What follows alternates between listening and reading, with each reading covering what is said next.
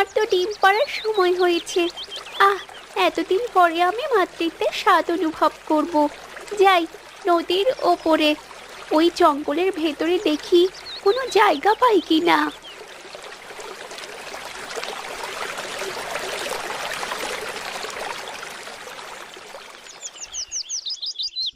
এই তো, এই ঝোপের ভেতরে ডিম পাড়া যাবে। জায়গাটা বেশ সুন্দর আছে। আমার ডিম পাড়ার জন্য এই জায়গাটাই উপযোগী।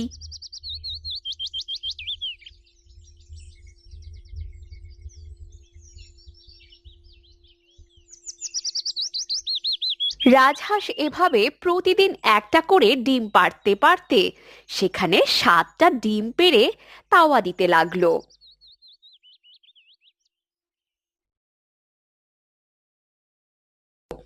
একদিন সেই 7টা ডিম থেকে 7টা রাজহাঁসের বাচ্চা ফুটে